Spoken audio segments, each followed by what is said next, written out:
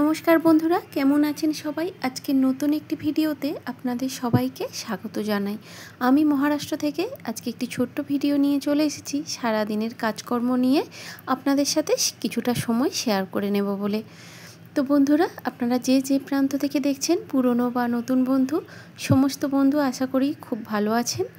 আর বড়দের প্রণাম, ছোটদের ভালোবাসা, শুভেচ্ছা জানিয়ে আজকের ভিডিওটি শুরু করছি।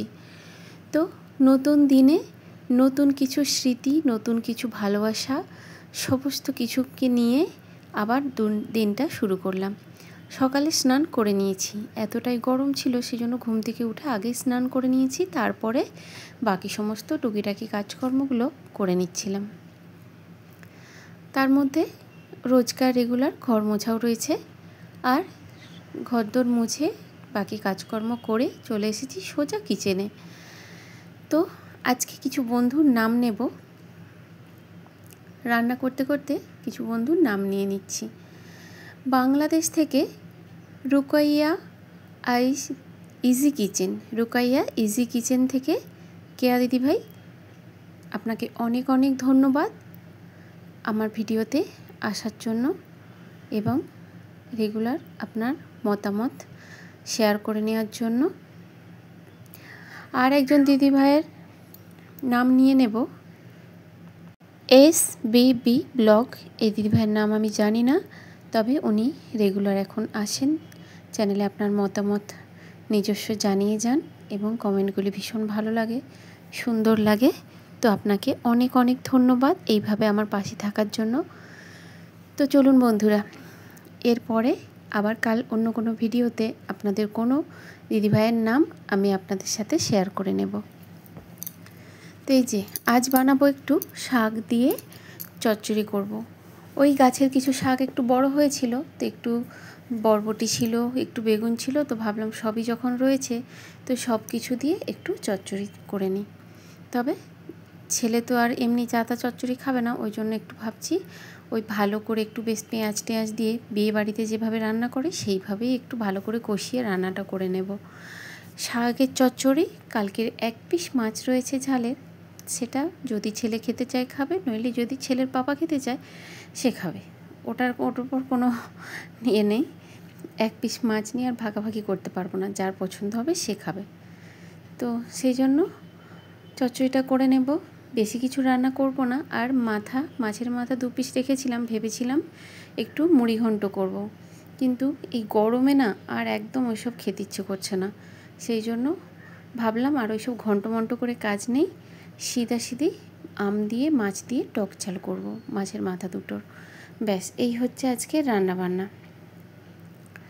ভীষণ গরম পড়েছে এখানে কেন সমস্ত জায়গায় গরম পড়েছে, এবং সমস্ত দিদিভাইদের ভিডিওর মাধ্যমে জানতে পারছি সবাই ব্যতিব্যস্ত গরমে। তো যাই হোক, এই যে এক পিস মাছ একটু ঝোল রয়েছে, শাকের চচ্চড়ি হয়ে গিয়েছে, আর এই যে মাছের ঝালটাও করে নিয়েছি। তো দুপুরে খাওয়া দাওয়ার পর আসছি, এখন 4টে সাড়ে 4টে প্রায় বাজে, বিকেল হয়ে এসেছে, কিন্তু রোদের তাপের কোনো কম নেই। যেমনি তাপ তেমনি রোদের প্রখর।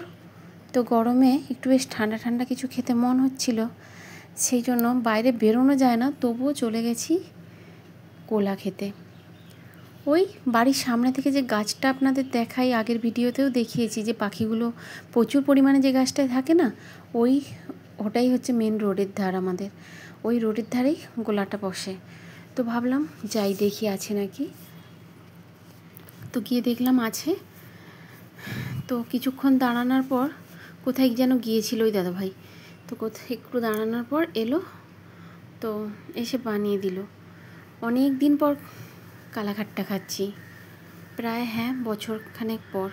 অনেক দিন আগে খেয়েছিলাম, কোথায় খেয়েছিলাম, না বছরখানেক আগে না বন্ধুরা, ওই বেড়াতে গিয়েছিলাম যেখানে, ওখানে খেয়েছিলাম সমুদ্রে, আলিবাগে, ওখানে খাওয়া হয়েছিল কালাঘাটটা। তারপরে আবার এই 3-4 মাস পরে খাচ্ছি। তো নিয়ে নিয়েছি, এবার চলুন বাড়িতে গিয়ে খাওয়া যাবে। কিন্তু বাড়িতে যেতে যেতে কতক্ষণ থাকবে জানি না, জল না হয়ে যায়, যা রোদের তাপ। নিয়ে চললাম বাড়ির উদ্দেশ্যে, গিয়ে ভালো করে পাখার নিচে বসে আরাম করে ঠান্ডা বরফ খাওয়া হবে। এখানে এখন শুধু ঠান্ডা ঠান্ডা শরবত আর নইলে জুস এসবগুলোই বেশি ভালো লাগছে। খাবার দাবার আর অতটা ঠিক যেন ভালো লাগে না। তো বাড়িতে চলে এসেছি আর এই অবস্থা, অর্ধেক হয়ে গেছে আনতে আনতে। তো অর্ধেকটাই নিয়ে বসেছি। ছেলে তো জিজ্ঞাসা করলাম খাবি, প্রথমে বলল না, তারপরে বললো দাও একটু। তো আমি একটু খেয়েছি, ওকেও একটু দিলাম। দিয়ে বিকেলে টিফিন বানাতে এসেছি। সেদিন ওদের বন্ধুদের জন্য একটু চিকেন পকোড়া করে দিয়েছিলাম, অল্প একটু চিকেন নিয়ে এসে। তো বাকি কিছুটা রয়ে গেছিলো, সেই চিকেনটাকেই একটু সেদ্ধ করে নিয়েছি, ভিনিগার রসুন টসুন দিয়ে সেদ্ধ করে নিয়েছি যাতে আষ্টে গন্ধটা চলে যায়। তারপর কুচি করে নিয়েছি, আর তারপর একটু বাটার দিয়ে ওতে একটু ওই অরিগানো মশলা টশলাগুলো সব দিয়ে নেড়ে নিয়েছি যাতে চিকেনের ফ্লেভারটা খুব সুন্দর আসে। আর একটুখানি চিজ ব্রেড ছিল, ওতেই একটু চিজ ব্রেড আর একটু ছেঁকে রাখা দই জল ঝরানো আর একটু শসা কুচি পেঁয়াজ কুচি দিয়ে একটা পুর বানিয়ে নিয়েছি। বানাবো একটু চিকেন স্যান্ডউইচ। আর এই যে এই ব্রেডের পিসের সাইডগুলো আমি কাটলাম না, ওই লাল লালগুলো ওকে একটু ক্রিস্পি ক্রিস্পি ছেলেকে ভালো লাগে। এমনিতে ব্রেড খায় না, তো আজকে বললো খাবে, সেই জন্য নিয়ে এসেছি।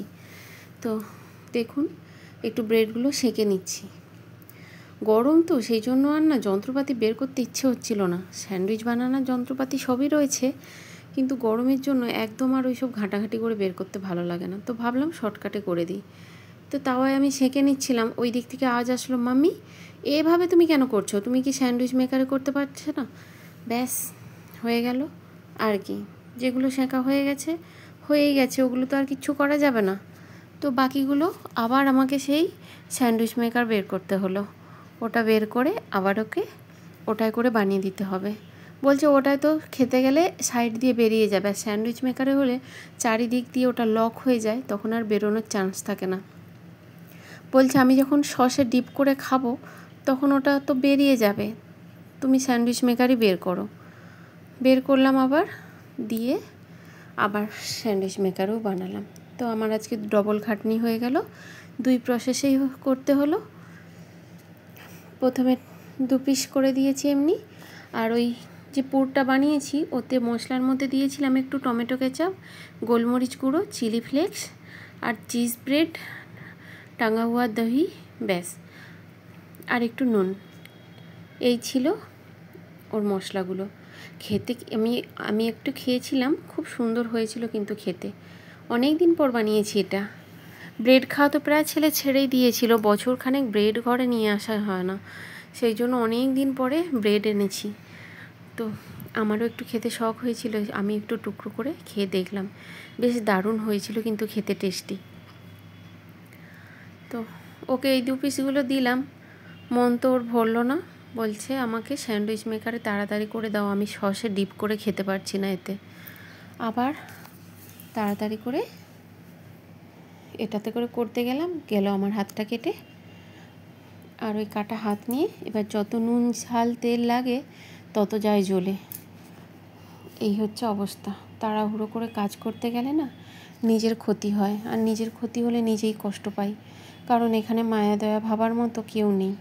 যতই যার জন্য যতই কিছু না করি না কেন, এখানে আমার মায়া দয়া ভাববার কেউ নেই। একমাত্র দেশ থেকে ওই ফোন করলে মামনি, বোন, এরাই একটু যা আমার হয়ে ভাবে, বাকি আর এখানে কেউ ভাবার কেউ নেই।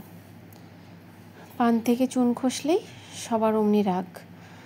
তো চলুন, যাই হোক, গল্প করতে করতে স্যান্ডউইচগুলো আমার বানানো হয়ে গিয়েছে। এ তো গেল টিফিনের কথা।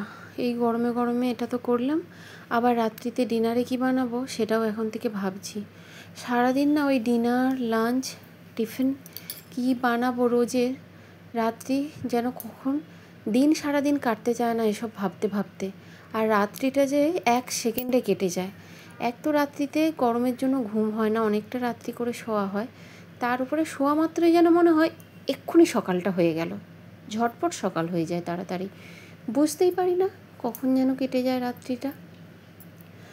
আর দিন যেন কাটতেই চায় না সারাদিনটা, আর শুধু ওই কখন কি রান্না করব, কখন কি টিফিন বানাবো, কি বানাবো, কিভাবে বানাবো, এই সব ভাবনা চিন্তা মাথার মধ্যে ঘুরঘুরে পোকার মতো ঘুরঘুর করতে থাকে। তো এভাবে আপনারা বানিয়ে দেখতে পারেন, স্যান্ডউইচ ভীষণ সুন্দর লাগে খেতে। আমি রেসিপিটা সিম্পলভাবেই বানাচ্ছি বাড়ির জন্য, সেভাবে আর শেয়ার করলাম না। তো যা যা দিয়েছি সবই বললাম আপনাদের। পরে স্যান্ডউইচ মেকারে একটু বাটার দিয়ে ওটাকে সেঁকে নিয়েছি। আর ওই যে চারিদিক দিয়ে লক হয়ে গেছে না, এবারে ও সসে ডুবিয়ে খেতে পারবে। ওই জন্য বলছিল এভাবে বানিয়ে দাও, এভাবে বানিয়ে দাও। আর আমি ওই যে একটু শর্টকাটের রাস্তা খুঁজছিলাম। রাত্রিতে বানালাম একটু আলু ভাজা আর ছোলার ডাল, ব্যাস। আর কিচ্ছু রান্না করি না রাত্রিতে। তারপর কিচেন টিচেন গুছিয়ে আজকের মতো এখানেই আমার রান্নাবান্নার ছুটি। আর আপনাদের কাছেও আজকে ছুটি নিচ্ছি। এখানেই ভিডিওটা শেষ করছি। সুস্থ থাকবেন, সাবধানে থাকবেন। দেখা হচ্ছে অন্য ভিডিও।